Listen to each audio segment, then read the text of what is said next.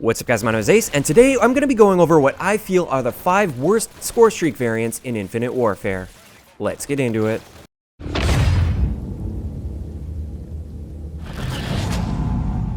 Alright guys, so just like all of these lists, this is based a little bit on my preference and my personal opinion based on my playstyle, but I think a lot of these are pretty objectively bad once we take a deep look at them. And first up, we have the Wardens Showtime. This is the epic variant of the Warden. And with this one, it gives you support drop, and that delivers 3 care packages with a reduced chance of high tier streaks.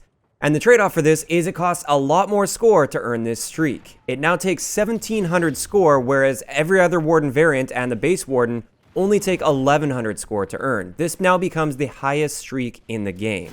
And in my mind, it's simply not worth it. This 1700 score is absolutely insane for 3 care packages that are likely to be bombardment or less. Most of the time, it's going to be bombardment or less. Also, you have to factor in the time that it takes for the Warden to actually come in and drop those care packages. There's a decent chance that the enemies are going to end up with them anyways. And when we really take a look at that score, if we had Warden as our highest score streak and we had one of the other variants, once we get up to 1700 score in a life, we would have already earned the first Warden, and we would be more than halfway to earning our second Warden. Also at that point, we would have earned our lower streaks, assuming we have some lower streaks on, like UAVs or bombardments for instance. We would have earned the exact streaks that we want to use that are lower streaks, and they're guaranteed as well.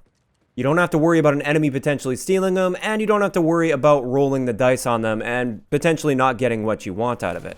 So that's why, in my mind, this is the absolute worst variant of the Warden. Moving on to number 4 on the list, we have the Advanced Uav Shroud, which is the legendary variant of the Advanced UAV, and with this one you get Stealth, which gives you camo on your Advanced UAV, so it's harder to spot in the sky, but that comes at a cost of reduced movement speed. And in my mind, both of these things are completely irrelevant to the Advanced UAV, and I would much rather use any of the other variants. Of course, it is technically slightly better than the base Advanced UAV, but at the end of the day, how often does an Advanced UAV get shot out of the sky? If one single person is trying to take down an Advanced UAV, it is extremely difficult. It really does take a team effort to take one down, and most people don't try to shoot down Advanced UAVs, so I would just say this variant of the Advanced UAV is pretty much useless, and you'd be far better off with any of the other variants. Getting into number 3 on the list, we have our legendary UAV called the Carapace. This one gives you Tempered, and with Tempered you get higher resistance against explosive weapons, but it has a lower active lifetime. This is the kind of streak that, on paper, it looks like it kind of makes sense, it has kind of a fair trade-off and everything, but if you actually look at real games, I feel like people don't really shoot UAVs down too often, and it's kind of a risk I'm willing to take when I'm using a UAV. Instead of having a UAV that's always lasting less time, and maybe an enemy will try and shoot it down or maybe not, I would rather have one stay up for a longer period of time, which is the rare one. And if somebody wants to shoot it down, that's fine. On average, people aren't going to be shooting them down, so on average, I'm going to be getting a whole lot more UAV time when I'm using that variant. The same logic applies to number 2 on my list, and this is the Thor Fortress. This is the rare variant of the Thor, and once again, we get that Tempered perk. And with this one, again, higher resistance against explosives, but with a lower active lifetime. And with this one, I don't think I have ever seen a Thor shot down by launchers. And it's very rare that it gets shot down in the first place. The only time I really see Thors getting shot down is by like an RC-8.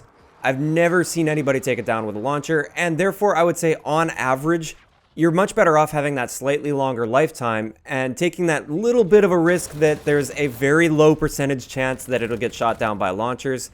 Also, one more thing to consider with this is if somebody is going to try to take your Thor down with a launcher, it's going to take a very long time for them to do that anyways, so you're still going to be getting a decent amount of time with a base Thor in the air if somebody's trying to shoot it down.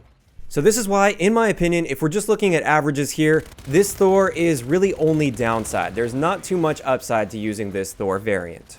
So finally, moving on to number 1 on my list, we have the Scarab Spectre. This is the epic variant of the Scarab, and with this one you get Stealth, which gives you camo on your Scarab, but the trade-off is you get a significantly lower movement speed.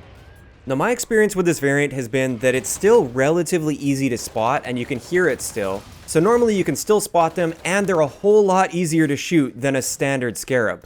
The normal Scarab, I'm sure you guys have dealt with this in the past, when that thing's coming at you, especially if it's jumping around a little bit, it's very difficult to hit. With this Scarab variant, as long as you manage to spot it, it's pretty easy to shoot before it gets anywhere near you, and also you can simply jump out of the way of it a lot easier than you can with any of the other Scarab variants. So this is why the Scarab Spectre made my list. And with that, we're going to wrap up my top 5 worst Scorestreak variants in Infinite Warfare. I'd like to know in the comments section below, are there any other Scorestreak variants that you think deserve to be on this list more than some of the other ones, or just any other ones that you would like to add to this list? Also, if you guys have missed my top 5 best Scorestreak variants, I will leave a link to that in the description below. If you enjoyed the video, a like rating is always appreciated, and don't forget to subscribe for more if you haven't already. I'll talk to you guys next time.